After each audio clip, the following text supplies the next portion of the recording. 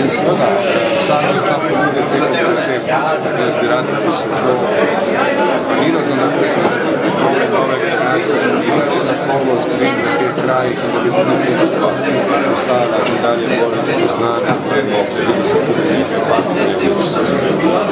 Velike Britanije, to pravi nacionalna tržišča, verjamem, da je iz tega stvariti